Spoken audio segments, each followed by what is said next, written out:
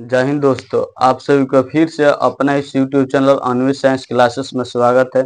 आज हम आपके लिए लेकर आए हैं मैथ में क्लास 10th का मैथ में लेकर आए हैं ऑब्जेक्टिव क्वेश्चन, जो बहुत ही ज़्यादा महत्वपूर्ण है। जितना भी हम क्वेश्चन लेकर आए हैं ये किसी न किसी वर्ष में पूछा हुआ क्वेश्चन है, और एक दो बार नहीं पूछा है, 4 से 5 बार एक एक क्वेश्चन पूछा हुआ है। इसलिए हम आपके लिए लेकर आए हैं और बहुत ज़्यादा इम्पोर्टेंट है। आपके एग्जाम में इससे आने की पूरी संभावना है। 2025 में अगर आपका भी एग्जाम है तो आप हमारे इस वीडियो को शुरू से लेकर लास्ट तक जरूर देखिए, और किसी प्रकार का अगर इसमें दिक्कत होता है तो आप हमसे कमेंट में आप हम बता सकते हैं कि यहाँ पर दिक्कत है, इसे फिर से बताइए, तो हम उसके लिए एक और वीडियो ला देंगे, आपको बता देंगे।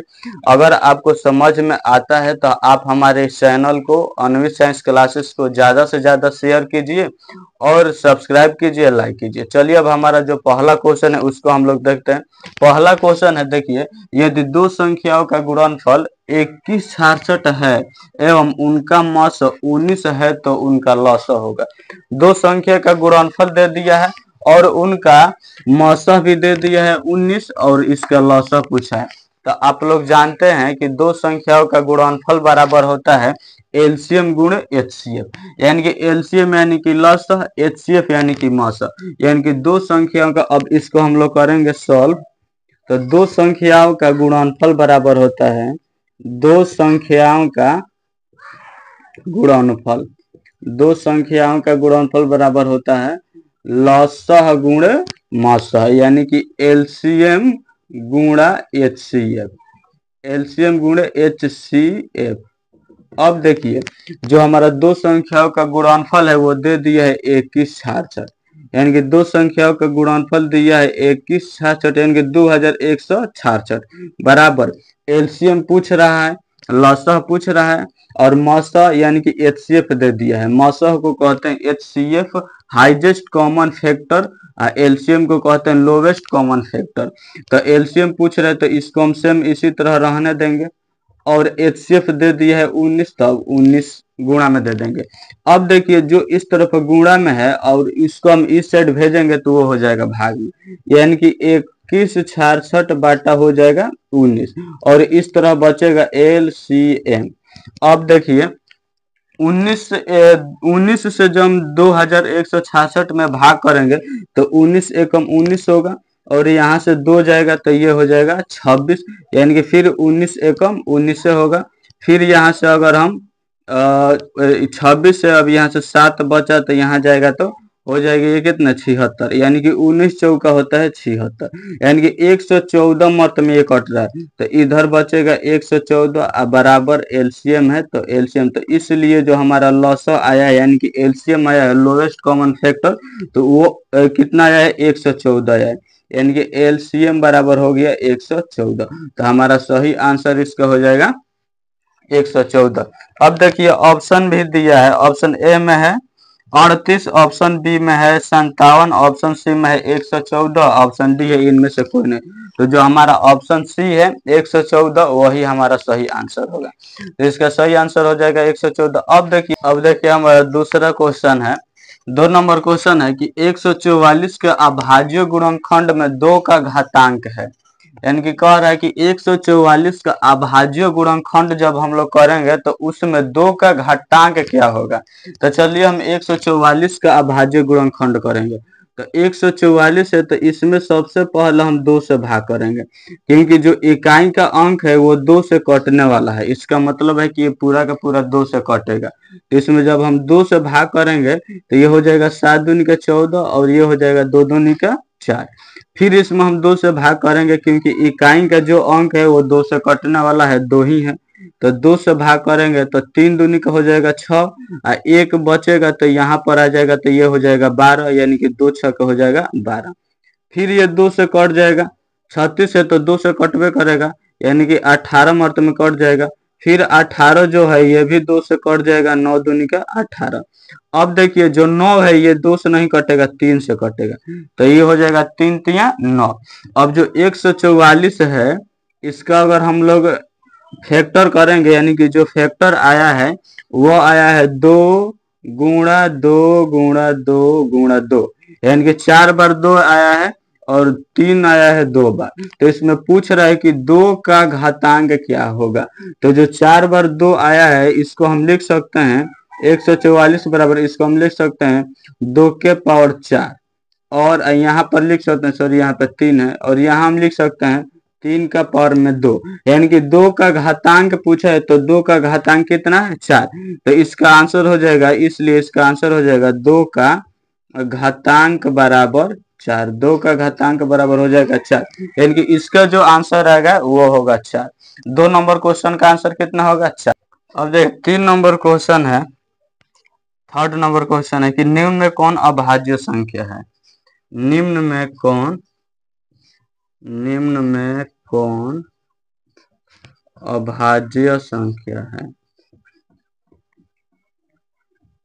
अभाज्य संख्या ऑप्शन ए में है 15, ऑप्शन बी में है 23, ऑप्शन सी में है 12, ऑप्शन डी में है 75। 3 नंबर क्वेश्चन है कि इसमें पहचानना है कि कौन अभाज्य संख्या है। तो अभाज्य संख्या किसे कहते हैं, वैसी संख्या जो स्वयं और एक के अलावा किसी अन्य से विभाजित न हो उसे अभाज्य संख्या कहते हैं। यानी कि वैसी संख्या जो एक एवं स्वयं के अलावा एक एवं स्वयं के अलावा किसी अन्य से न कटे उसे अभाज्य संख्या कहते हैं। उसे अभाज्य संख्या कहते हैं। अब देखिए इसमें से कौन सा ऐसा ऑप्शन है जो एक और स्वयं के अलावा किसी दूसरे से न कटे, यानी कि किसी दूसरा संख्या से न कटे। तो देखिए जो 15 है, 15 एक से भी कटेगा, स्वयं से कटेगा, लेकिन 3 से भी कट जाएगा और 5 से भी कटेगा, यानी कि एक एवं स्वयं के अलावा किसी अन्य से भी कट रहा है जो 15 है, तो ये हमारा अभाज्य संख्या नहीं होगा। अब देखिए सी है ऑप्शन 12। अब 12 जो है वो देखिए 1 से कटेगा, स्वयं से कटेगा, लेकिन 2 से भी कटेगा, 4 से भी कटेगा, 3 से भी कटेगा और 6 से भी कटेगा। तो एक एवं स्वयं के अलावा किसी अन्य से भी कट रहा है, तो 12 भी हमारा अभाज्य संख्या नहीं होगा। 75 भी हमारा अभाज्य संख्या नहीं होगा, क्योंकि ये एक एवं स्वयं के अलावा किसी अन्य से भी कट रहा है।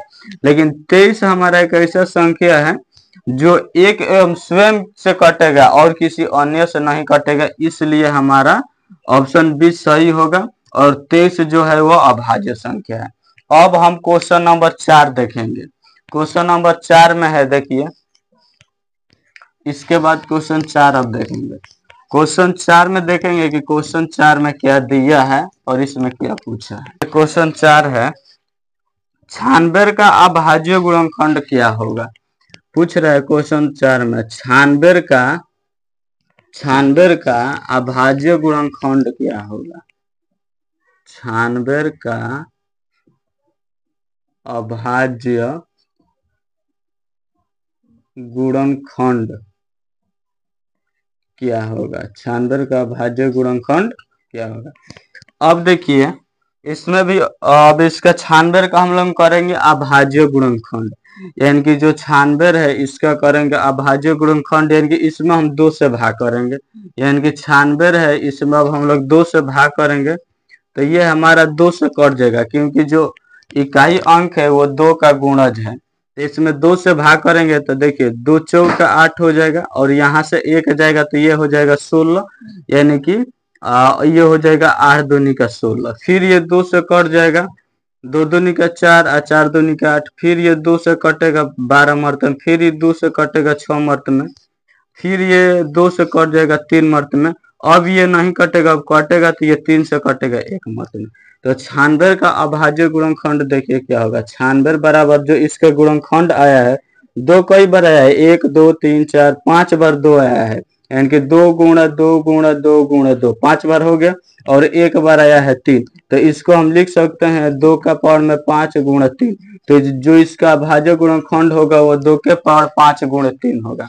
अब अगला क्वेश्चन देखिए, दो संख्याओं के गुणनफल, जो फर्स्ट क्वेश्चन था उसी तरह यह भी क्वेश्चन है। 5 नंबर क्वेश्चन है, दो संख्याओं का गुणनफल दे दिया है, जो दो संख्या है उसका गुणनफल दे दिए 8670 यानी कि 8670। दो संख्याओं का गुणनफल, दो संख्याओं का गुणनफल 8670 और इसमें है और उसका मौसा इतना है और उसका मौसा यानी कि HCF और उसका मौसा कितना दिया है 17 है, तो उनका लौसा होगा 17 है तो उनका लौसा होगा, यानी कि LCM क्या होगा, LCM होगा। लौसा मतलब होता है LCM, तो इसका LCM क्या होगा वो हमें निकालना है। जो फर्स्ट क्वेश्चन था सेम उसी तरह है, उसी तरह सॉल्व भी होगा। अब देखिए दो संख्याओं का गुणनफल, यानी कि ये ऑब्जेक्टिव क्वेश्चन है। आपको ऑब्जेक्टिव से मतलब है कि ऑब्जेक्टिव आंसर किस तरह से आ रहा है और इसका प्रोसेस समझना है। तो देखिए पहला संख्या है और दूसरा संख्या है, पहला संख्या और दूसरा संख्या बराबर होता है LCM गुणा HCF, यानी कि दो संख्याओं का गुणनफल बराबर होता है, एक फर्स्ट संख्या और एक सेकंड संख्या, दोनों का गुणनफल बराबर होता है LCM गुणे HCF यानी कि लौसा गुणे मौसा। अब ये दोनों का गुणनफल दे दिया है 8670, ये दोनों का गुणनफल दे दिया 8670 और LCM पूछ रहा है और HCF दे दिया है 17। अब इसको जब हम इस तरफ लाएंगे तो ये इसमें करेगा भाग, यानी कि ये हो जाएगा 8670 बटा 17 बराबर में हो जाएगा LCM। अब इसमें हम भाग करेंगे तो देखिए 17 × 85 और एक जाएगा तो ये हो जाएगा 17 × 17 और 0 है तो 0, यानी कि कटेगा 510 मत में, यानी कि जो LCM आएगा LCM बराबर हो जाएगा 510, हमारा सही आंसर हो जाएगा। यानी कि जो 5 नंबर क्वेश्चन है उसका सही आंसर होगा 510। दो संख्याओं का गुणनफल दे दिया है और उसका मौसा भी दे दिया, LCM पूछे तो LCM कितना होगा 510। जितना भी क्वेश्चन बना रहे हैं आप अपने कॉपी में उतारते जाइएगा क्योंकि बहुत ज़्यादा महत्वपूर्ण है और ये सेशन हम आपके एग्जाम तक लेकर आऊँगा, ताकि जितना भी ऑब्जेक्टिव क्वेश्चन है आपके मैथ में क्लास 10th का सब्जेक्ट जो बुक मैथ है उसमें जितना भी क्वेश्चन है, जितना क्वेश्चन पूछता है, जितना पूछ दिया है और जितना महत्वपूर्ण है, सारा का सारा हम आपके एग्जाम तक कराने वाला हूँ। चलिए अब जो नेक्स्ट क्वेश्चन है उसको अब हम लोग देखेंगे 6 नंबर क्वेश्चन देखिए, इसमें दिया है। अब देखिए ये जो 5 क्वेश्चन है ये पहला चैप्टर जो है वास्तविक संख्या उसमें से लेकर आए हैं। अब अगला जो चैप्टर है बहुपद उसमें का 5 क्वेश्चन सॉल्व करेंगे। तो अब देखिए बहुपद का जो फर्स्ट नंबर क्वेश्चन है उसको हम लोग देखते हैं। ये है बहुपद का क्वेश्चन। अब देखिए इसमें फर्स्ट क्वेश्चन है 2x² माइनस 3x - 5 एक का एक शून्यक है, मतलब कि इसमें शून्यक पूछ रहा है। 2x² माइनस 3x - 5 का एक शून्यक है,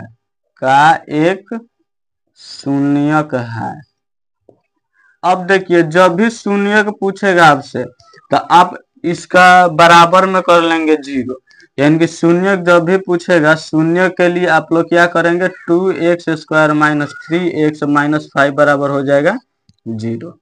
ये है बहुपद, लेकिन बहुपद में 0 नहीं रहता है, अगर 0 ले लेंगे बराबर में तो वो हो जाएगा समीकरण, लेकिन जब भी शून्य कहेगा निकालने के लिए तो आपको बराबर में 0 लेना ही लेना है। अब देखिए शून्य कैसे निकालेंगे, जो ये हमारा फर्स्ट संख्या है और ये जो लास्ट संख्या है इसमें हम करेंगे गुणा, यानी कि फर्स्ट और लास्ट में करेंगे गुणा। फर्स्ट संख्या है 2x² गुणा लास्ट संख्या है 5। अब इसमें हम करेंगे गुणा तो ये हो जाएगा 5 दूनी का 10x²। अब इसको हम लोग दो भाग में तोड़ेंगे, यानी कि 10x² को ऐसा हम दो भाग में तोड़ेंगे जिसका गुणा करने पर ये 10x² आ जाए और उसी को जोड़ने या घटाने से जो -3x है ये वाला आ जाए, -3x आ जाए, उसको जो दो संख्या है उसको गुणा करेंगे ताकि 10x² आ जाए और उसी को जोड़ने या घटाने से हमारा जो -3x है इतना आ जाए। तो अब देखिए कहने का मतलब है सिंपल सा कि जो फर्स्ट संख्या है और जो लास्ट संख्या है उसमें हम करेंगे गुणा और जितना आएगा उसको हम दो भाग में तोड़ेंगे और ये दो भाग में ऐसा तोड़ेंगे जिसका गुणा करने पर 10x² आ जाए और उसी को जोड़ने या घटाने पर जो हम दो भाग में तोड़े हैं उसी को जोड़ने या घटाने पर -3x आ जाए।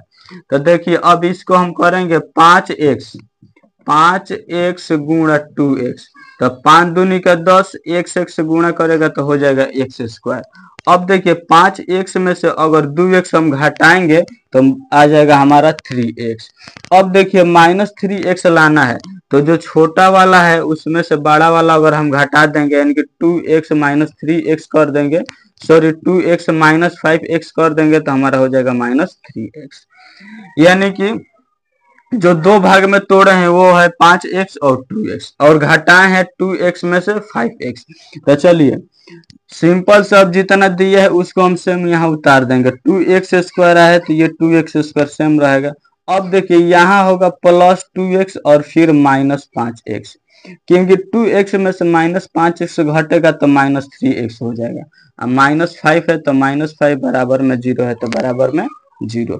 अब देखिए यहाँ दो दो का पेयर बनाएंगे, अब इसमें से जो कॉमन है उसको ले लेंगे और इसमें जो कॉमन है उसको हम ले लेंगे। कॉमन मतलब होता है कि जो दोनों में उभयनिष्ठ है। तो देखिए यहाँ भी 2 है, यहाँ भी 2 है, इसमें भी x है और इसमें भी x है, तो यहाँ से हम 2x कर लेंगे कॉमन तो अंदर सिर्फ बचेगा x, क्योंकि 2x² में से 2x बाहर आ गया है तो यहाँ बचेगा x। यहाँ पर है x², एक x आ गया है तो अंदर बचेगा एक x। अब प्लस है तो +2x हमारा आ गया है बाहर तो यहाँ बचेगा 1। अब देखिए दोनों में माइनस है तो यहाँ हो जाएगा माइनस, क्योंकि हम माइनस कॉमन ले लिए।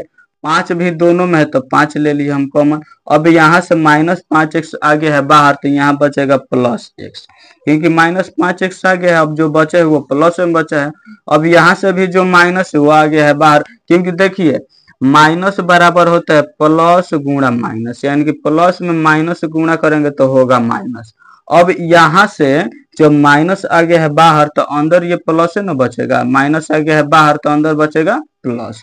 अब 5 भी आ गया है प्लस, अब 5 भी आ गया तो यहाँ बचा है 1, अब बराबर में हो जाएगा 0। अब देखिए अगर ये दोनों सेम आएगा तो जो आप लोग बना रहे हैं वो सही बना रहे हैं। अब दोनों हमारा आ गया है सेम। अब ये जो बनाए हैं जो हम गुणनखंड किए हैं दो भाग में तोड़े हैं वो हम तोड़े हैं सही।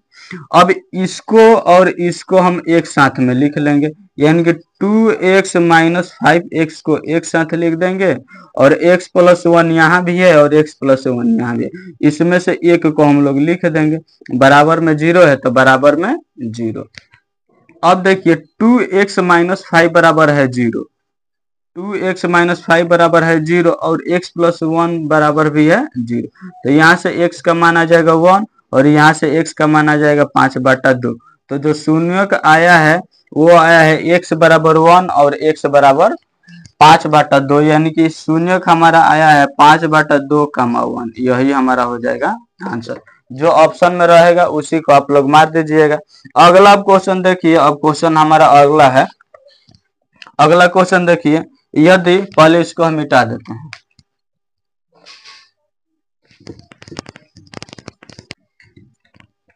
अगला क्वेश्चन देखिए 7 नंबर क्वेश्चन देखेंगे। 7 नंबर बहुपद का 7 नंबर, इसमें है यदि fx बराबर x³ - 5x² + 2x + 2 तो f(1) का मान होगा, तो f(1) का मान होगा। अब देखिए इसमें दे दिया है एफ एक्स बराबर x Q minus 5x² plus 2x plus 2। और पूछ रहा है कि जो एफ ऑफ वन यानी कि एफ ऑफ वन का मान इसमें पूछ रहा है। तो अब देखिए यहाँ से अगर आप लोग एक थोड़ा सा दिमाग लगाइएगा, पूछ रहा है एफ ऑफ वन का मान पूछ रहा है, यानी कि इसमें दिया है एफ ऑफ एक्स इतना, यानी कि यहाँ पर एक्स है और यहाँ पर ये वन दे दिया है। तो जब हम इसको सॉल्व करेंगे, इसको जब हम सॉल्व करेंगे तो इस एक्स के जगह पर हो जाएगा ये वाला वन, क्योंकि पूछ रहा है एक्स एफ ऑफ वन का मान पूछ रहा है और दिया है एफ ऑफ एक्स बराबर इतना, तो इस एक्स के जगह पर हो गया है वन। अब जहां जहां एक्स है वहां वहां हम रख देंगे वन, यानी कि वन का क्यूब हो जाएगा -5 इंटू वन का स्क्वायर प्लस 2 गुणा 1 प्लस 2। एफ ऑफ वन बराबर हो जाएगा वन का क्यूब 1 माइनस 5 गुणा 1 का स्क्वायर, एक होगा प्लस 2 एकम 2 प्लस 2। अब देखिए यहाँ से क्या होगा, अब जो वन है वन, 5 एकम 5 होगा प्लस 2 2 हो जाएगा 4। अब यहाँ से अगर हम 1 माइनस 5 करेंगे तो ये हो जाएगा -4 प्लस 4 है, अब ये घटेगा तो हो जाएगा 0। तो इसलिए जो हमारा एफ ऑफ वन का मान आया है वो आया है 0। पूछ रहे एफ ऑफ वन का मान, तो ये हो जाएगा 0। 7 नंबर भी क्वेश्चन आप लोग अच्छे से समझ गए होंगे। अब देखिए 8 नंबर जो क्वेश्चन है उसको अब हम लोग देखेंगे। 8 नंबर में क्वेश्चन देखिए, इसमें है बहुपद एक्स स्क्वायर माइनस 11 के शून्यक है, यानी कि बहुपद दिया है x square minus 11, x square minus 11 और इसका पूछ रहा है शून्यक, यानी कि एक्स स्क्वायर माइनस 11 का शून्यक है, एक्स स्क्वायर माइनस 11 का शून्यक है। अभी हम आपको जस्ट बताए हैं कि अगर शून्यक पूछेगा बहुपद है तो हम बराबर में कर लेंगे 0, यानी कि जो दिया है उसके बराबर में हम कर लेंगे 0, यानी कि एक्स स्क्वायर माइनस 11 बराबर हो जाएगा 0। अब -11 है इस तरफ, जब हम बराबर का उस साइड भेजेंगे तो ये हो जाएगा प्लस में, यानी कि एक्स स्क्वायर बराबर 11 हो जाएगा। अभी इधर स्क्वायर है, जब उधर भेजेंगे तो ये हो जाएगा रूट, यानी कि एक्स बराबर रूट अंडर हो जाएगा 11। अब जब रूट अंडर 11 है तो ये बाहर नहीं निकलेगा, तो हम इसको लिख देंगे, जब भी रूट से बाहर निकलता है तो प्लस और माइनस के साथ निकलता है, तो इसको हम लिखेंगे एक्स बराबर एक बार प्लस में और एक बार माइनस में, यानी कि प्लस माइनस रूट अंडर 11, या इसी को लिख सकते हैं एक्स बराबर प्लस रूट अंडर 11 और एक्स बराबर माइनस रूट अंडर 11। इसमें से जो आपके ऑप्शन में मिलेगा उसका आंसर कर दीजिएगा, यानी कि सही आंसर हो जाएगा plus root under 11 comma minus root under 11। अब जो हमारा 9 नंबर क्वेश्चन है उसको अब हम देखेंगे। क्वेश्चन नंबर 9 में है कि द्विघात बहुपद x square plus 3x plus 2 के शून्यक है। फिर से आपका शून्यक निकालना है। एक द्विघात बहुपद दे दिया है, द्विघात बहुपद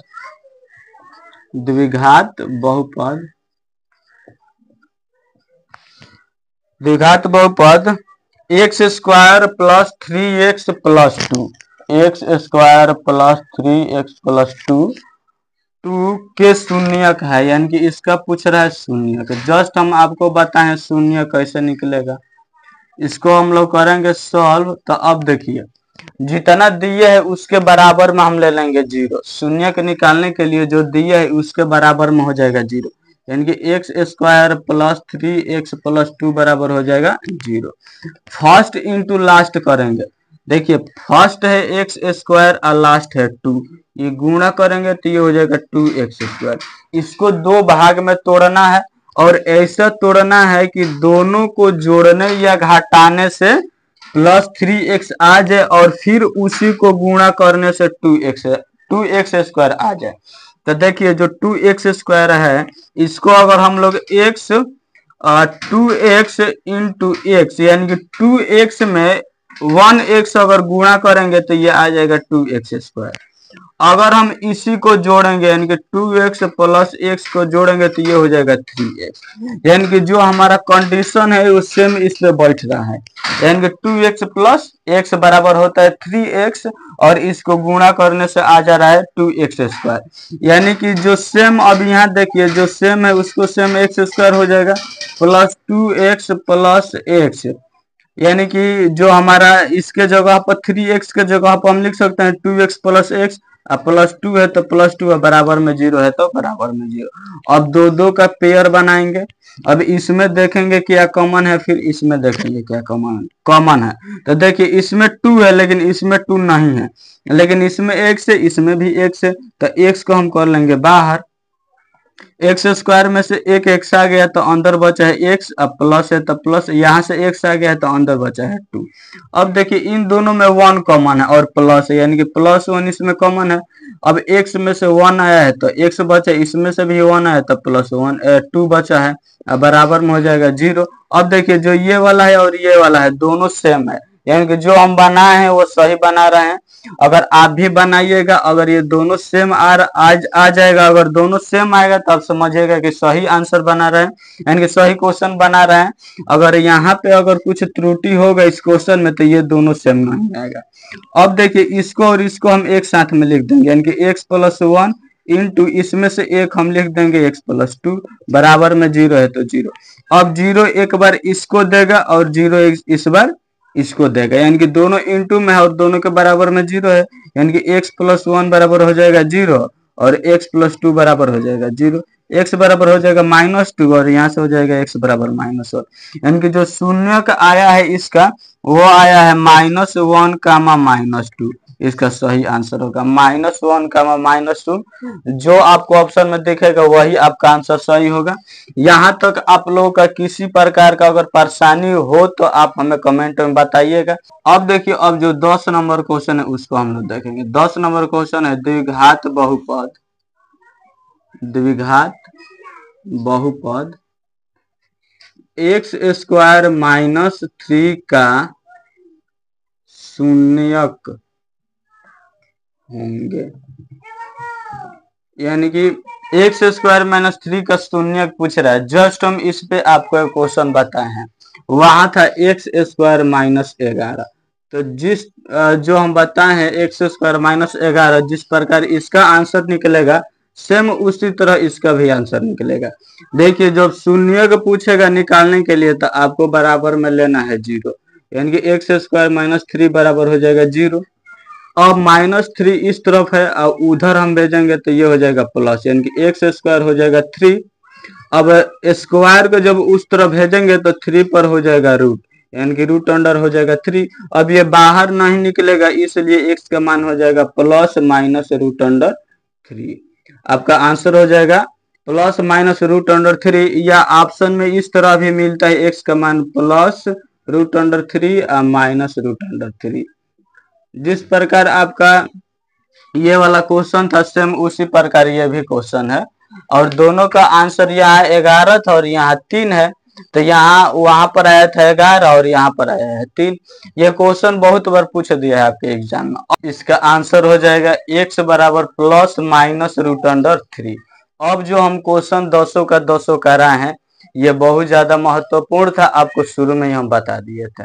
आपको अगर ये समझ में आ गया होगा तो आप हमारे चैनल को सब्सक्राइब करना ना भूलिए और अपने दोस्तों के पास भी शेयर कीजिए। जितना भी हम बताएंगे आप उसका एक नोट्स बनाते रहिए और उसका रिवीजन करते रहिए, क्योंकि यहीं से क्वेश्चन आपको एग्जाम में डायरेक्ट देखने को मिलेगा। चलिए आज के लिए हम इतना ही रहने देते हैं, फिर मिलते हैं अगले वीडियो में नेक्स्ट डे। चलिए धन्यवाद।